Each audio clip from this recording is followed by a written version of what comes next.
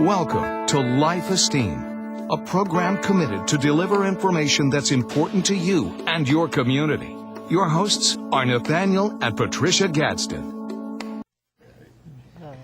Welcome again to Life Esteem. Always great to have you as a viewer. Hey, today we have an outstanding gentleman by the name of Lenwood Sloan. If you don't know Lenwood Sloan, then you don't know the arts. But we're so glad to have him on. He is just quite a treasure here in the Harrisburg area. And he has with him an outstanding student, by the way, by the name of Ayat Muhammad. We're so glad to have Ayat, and he will be joined later by another young student. Is that right? Yes, by Shailen Vines. Shailen Vines, okay. And they represent the Pennsylvania Past Players and the School of the Arts of Susquehanna Township School District. So you got a lot to talk about here. Yes. Yes, indeed. Yes. So, Lenwood, I'm just going to ask you to start off and give us a framework of this wonderful, organization. Well, Jump Street, Inc., which is a cultural arts and education program here in Harrisburg, has many programs both in the school and in the community that introduce young folks to lifelong learning and provide professional experiences for them. I'm Jump Street's resident artist.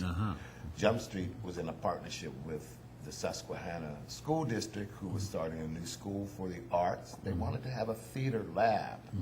Our concept of the theater lab was that we would not only train artists for, young artists for stage and performance, but we would train them the craft, the same way a plumber learns his tools, his industry, new techniques, best practices, and then if you were a cabinet maker, if you were a plumber, if you were a engineer, you'd have to do an apprenticeship next to a master.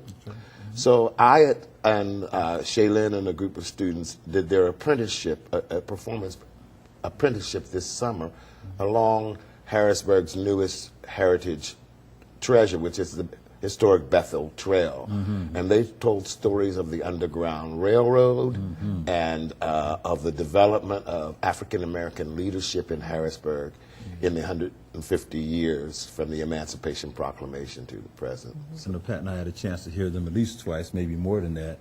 And boy, you guys are really fantastic. Yeah, and the last one being the International Youth Symposium. Which World Affairs Council. Wow, yeah, that was just a couple of weeks ago. And I was sharing with me that he had done some monologue pieces, a couple of things with Susquehanna Township. Yes.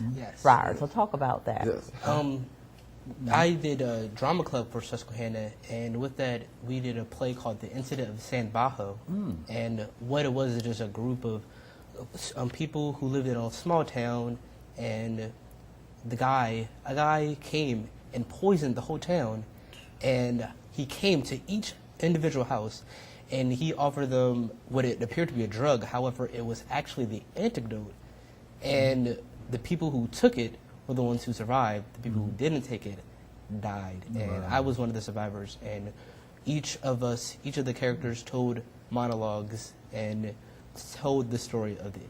Will you talk a bit about your vision as a young artist and what journey you're on? Oh, yes. My name is Ayat Muhammad again, and I'm just a poor wayfaring stranger, as you would call it, and I'm just going around. I'm trying to meet a lot of people, working my way up to the top, and I wish to go as far as I can go, and I want to keep on acting, keep on moving, and keep on going on with what I'm doing today. Well, tell us also about your experience with this gentleman sitting next to you, Mr. Lenwood Sloan, the master teacher here. He's like my mentor. He's like one of the greatest people we've ever met. He's really helped me a lot, and without him, I wouldn't have known anything about acting, about the stage, about film, about anything. And he's done such a great job with all the students that he has. Now you're bringing a living history character. Would you talk about the historic African American that you were exploring this? Yes. His name is John Aquila Wilson, and he at a young age he joined the Army and fought with the Union, and at the age of 13 he fought at the Wrightsfield Bridge to keep the Confederates from coming, and at the age of 15 he moved on to go and fight for the Army, and he lived to be the oldest African American veteran in all of York, which really most people would never even think. Absolutely. Now, was that one of the characters? Is that the character that you portrayed at the International Okay, Yes. very good. And you got a chance to meet his family. Would you share did with he them? really? Okay. His family they were so nice to me, and we met them at York, right? Yes. And we talked, and they have been starting to go and research their family for about 2 years now, and they've come up with a lot of information. They're still researching, still finding out new things, and they were just such a great family. I was very happy to meet them. So they were able to see their great-great-grandfather, and he was able to get from them firsthand stories from the family. It was very powerful. What grade are you in, by the way? I am going into 11th grade. 11th grade. And so you have at least 2 more years.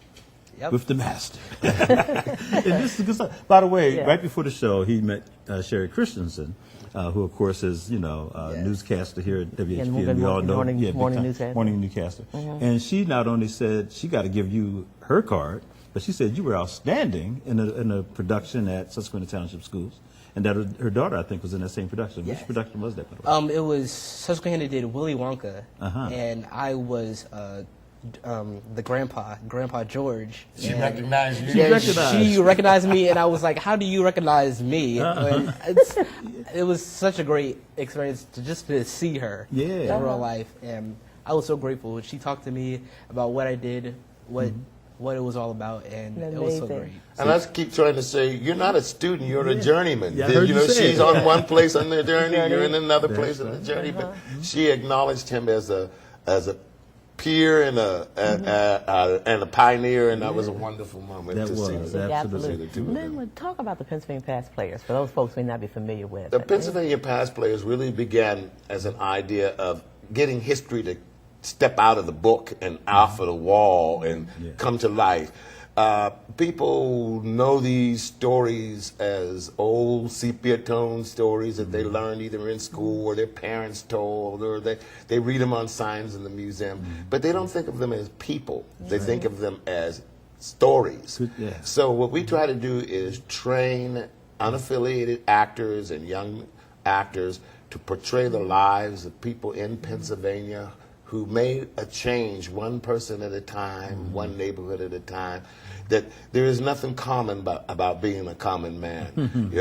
During a war, during Jim Crow, during strife, for you to get to be a common man was an extraordinary thing. So these people may not be heroes in the sense that they led wars, although some of them went to war, but they kept their lives and their communities full and happy. So we have now, I think, 30 actors who have gone through our training with the help of Harrisburg Area Community College, the State Library, the Gettysburg Tour Guide Association, and the National Civil War Museum have all put together a curriculum.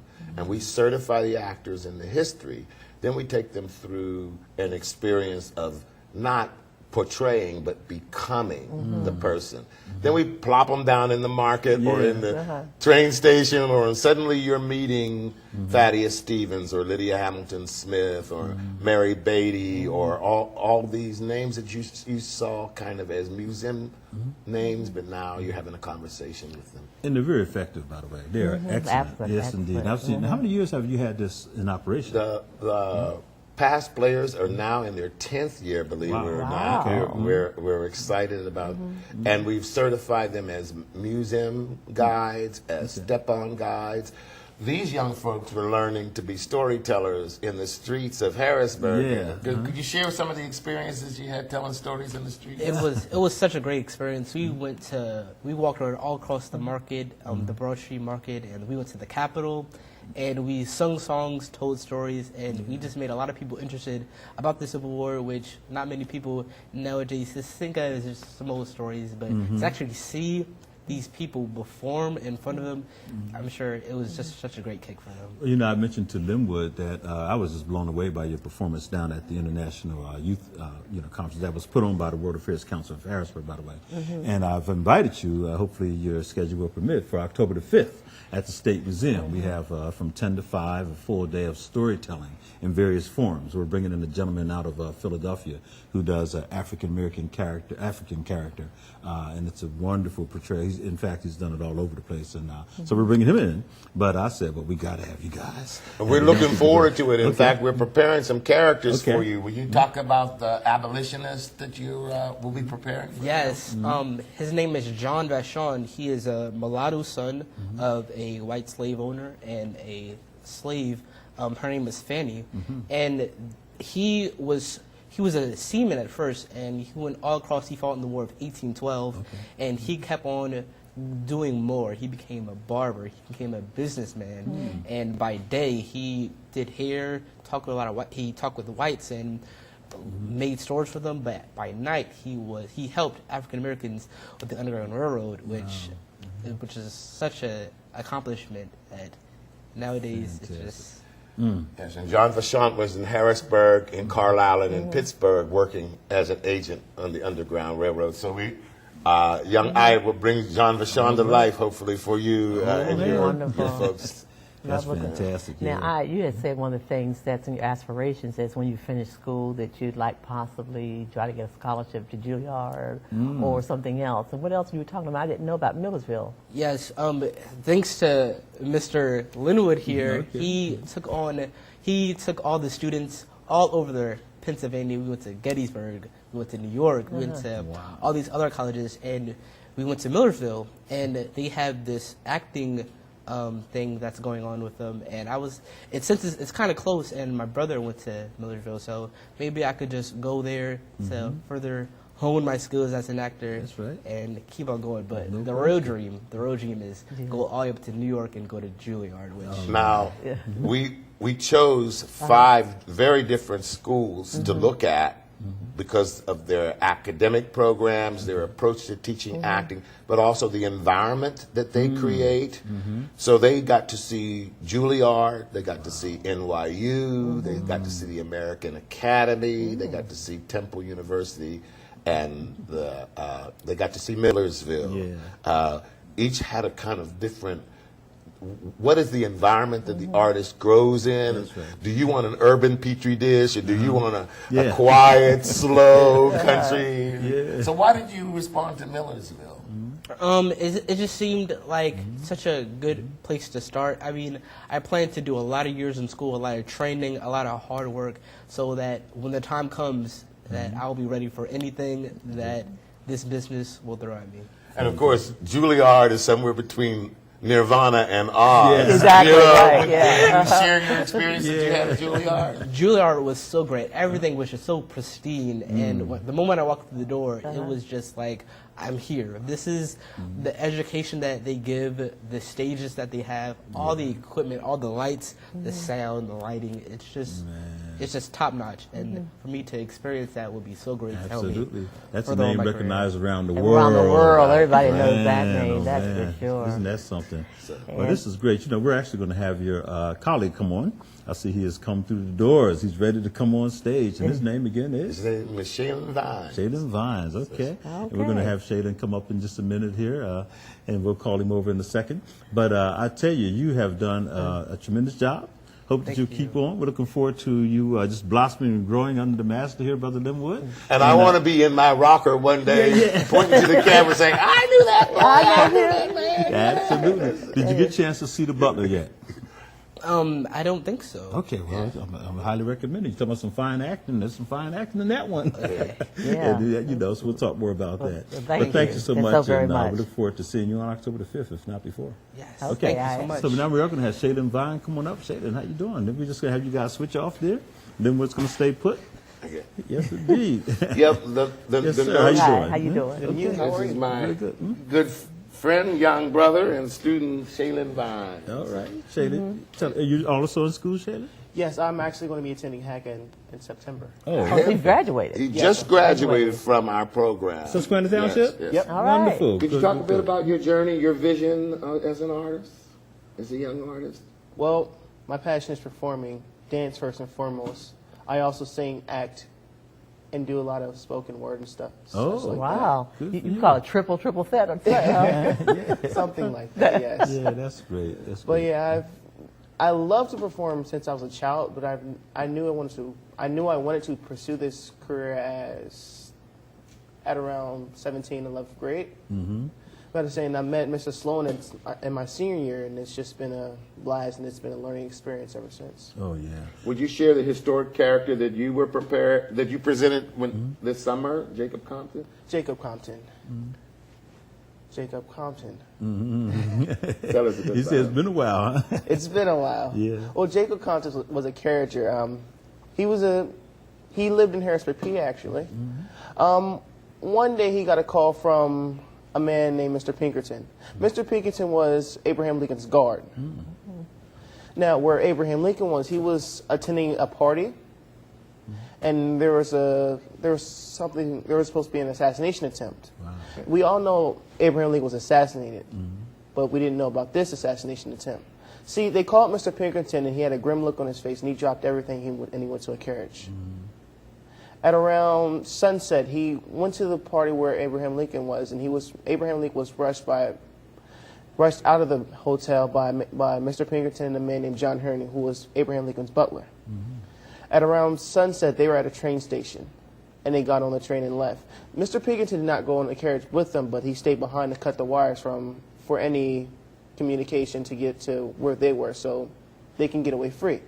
See, Abraham Lincoln was assassinated sadly, but his first assassination attempt was canceled out by Jacob Compton. All right. So Jacob Compton was a member of the Bethel AME Church of Harrisburg at the time of 1861 when Lincoln was on his way to be inaugurated. So the assassinations of Lincoln began even before he was actually inaugurated. And Compton, because he knew the back roads and the river roads to Middletown, was able to slip him away.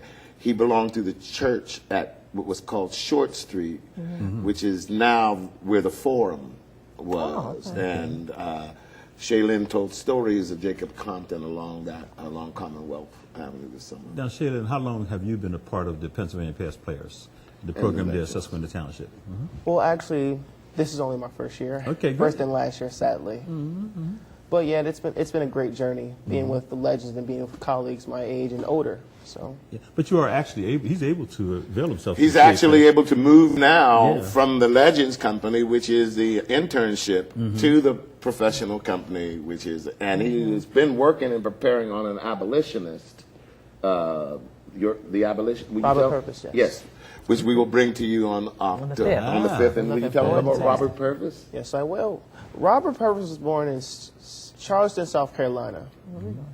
At around a young age, he started his opposition to slavery and became an abolitionist at a very young age. He attended the Clarkston School in high school, and later on he attended Amherst College, but he got expelled due to a prank. I'm not really sure of the nature. But later on in life, he married Harriet Fortune, also an abolitionist. And her father, Joseph Fortune, was a very wealthy banker and also an abolitionist. Later in life, he did a lot of stuff with abolitionist slavery stuff, and he became the president of the Pennsylvania Abolitionist Society at the time. And the Pennsylvania Abolitionist Society is the oldest continuously running civil rights organization in the United States today. It still exists today. It still exists today. Benjamin Franklin was the first president of the Pennsylvania Abolitionist Society. Purvis was a man who was extremely light-skinned and could have passed for white. Some people sometimes say he should have. His life would have been easier. But he decided to make his commitment to lift up not only those who were enslaved, but to bring the civil rights for those who were free. And that's the story that Shailen will be working on, is not so much the story of those who were below the Mason-Dixon line, but what was life like for free men of color and free women of color above the Mason-Dixon line as they struggled. You know, let me mention this also before I forget, and this is a little bit off the subject here, but, you know, we are celebrating 50 years of that wonderful anniversary of the March in Washington. If we can't forget that. And the reason why I mention that is because the labor movement was very much a part of that. And a lot of their stories have never really been told. And so this Sunday, we are actually celebrating what's called Labor in the Pulpit. So we're encouraging all churches to, remember the fact that labor and the labor unions of this country played a critical part in what we call the civil rights movement and the movement for human rights for all people. The United Way of the Capital Region, Karen Overly Smith, who's the vice president of labor there, has asked me to get this word out, and I'm happy to do so. I know in our church we will be celebrating Labor Day and putting labor in our pulpit through messages. We hope that you'll do the same thing. And if you would like to have a bulletin insert, which we've prepared to put into your bulletin, just give us a call and we can make that happen for you. But anyhow, remember to celebrate the labor movement as it was critical to our advancement. Now, speaking of labor, you spent a lot of time on the street this summer. Would you share with them what your experience with street theater was? Hot. A lot of walking, but me personally, I enjoyed it. There's a lot to learn on the street. A lot of people on the street know about what we're doing, about the history of the Civil War and African American abolitionists and such, which is a very good thing to hear. Even people not of African American descent or anything, they know about this stuff. And when people don't know about it, they ask questions. I remember there was a lady who asked about what we were doing. She said, what are you supposed to be, slaves? And Mr. Sloan said, no, we're not slaves, we're freedom seekers. So she said, what's the difference? And one thing I enjoyed about that conflict, so to speak, was that she actually asked that question, which she actually showed interest in what we were doing. And she stopped to engage in the difference between, she said, I thought all black people were slaves, so the notion of free men and women of color was outside of her paradigm. Amen. And also to shift from, no, these people were enslaved. Slave is a noun. Enslaved is a verb. So we refer to them as freedom seekers. And these young folks were able to say that as long as you have a vision that is greater than the condition that you are now, then you are seeking freedom. You are not a slave. You are enslaved. You know, there is a movie coming out called 12 Years a Slave, which tells that a very story of free man who they just simply said, we don't care if you're free or not, and they put him into slavery. He had to fight to be free again. That's what we're it's talking going to be about. powerful, yeah. So I had a real privilege to work on that film. Did you? The film is produced by Brad Pitt. Yes. It was directed and filmed in Louisiana, and I was brought in to stage the Christmas dance scenes. There are 3 scenes where the master and his mistress, for their own folly, wake the enslaved up in the middle of the night and make them dance, force them to dance for them. And so we filmed that scene in the tobacco fields of Louisiana, and on a day that was 98 degrees. And the African American actors were horrified that they had to work 3 hours in this condition. And I was like, you don't understand. What this really was like. What this was really like. You didn't have a food truck, an air-conditioned food truck to go to during the breaks. But I'm so glad you mentioned that, though, Lenwood, because the quality of mastery that you're bringing to these young people is just incredible. And I know you're here and you're a very humble man, but I tell you, your reach goes all over this country. And you are a treasure amongst us, and we really thank you for doing the work that you're doing with these young people and bringing history to life. Well, will you share what some of the things you learned this summer about African Americans, and maybe the conversation we had over pizza and Well, I don't think I can explain it as good as you can, but I will explain about what I've learned. Well, everyone knows about Martin Luther King, Harriet Tubman, but there were a lot more African American stories during that time, such as people like John Aquila Wilson, Thomas Dorsey, Jacob Compton, Robert Purvis, like I said. Even women like Kitty Payne that did so many things. Like Kitty Payne was a free woman, but she was taken into slavery. But her family fought for her legally to get her back. Which is they kidnapped her from Gettysburg, took her to Baltimore, and were about to sell her on the slave market. When her family brought her back. Wow, man. So. Well, it's so interesting. I really appreciate you lifting that up, because that's one of the atrocities I think that's unfortunate, because I know as a young student at your age, I was very disappointed that there weren't more African Americans that were lifted up and that not just for African Americans, for everyone to know and be familiar and know of their contributions and being able to have that happen. So what you're doing, Lenwood, is giving these young people that voice and that way to get it out to the masses. It's not just for a select audience. They need to be known, they need to be acknowledged, and people need to be aware of their contributions and all those great things. And you know, unfortunately, we're at the 150th anniversary of the Civil War. Yes. So at the 50th anniversary, Nate, of the Civil War, it was 1911, and they were segregating the White House. At the 100th anniversary, it was 1961, and Martin Luther King was marching in the streets. So now we come to 2011. Yes, we have a black president, but we also have racism at its all-time height and cultural division. And so young folks like Shailen, like this work is really about passing the torch. You're saying you are about to inherit the next part of the struggle, and here I'm going to pass the banner to you. And I'm looking forward to these young men doing the step up. Well, not to say young men, because you also have some young ladies in there Yes, too. we as did. well. Yes, you have, I think you had about, what, 6 or 7 in your group? Yes, Yeah. dynamic. Tawana Moses and Alexis Smith, who you saw. Yes, we saw that. Alexis Smith portrayed Mary Bennett.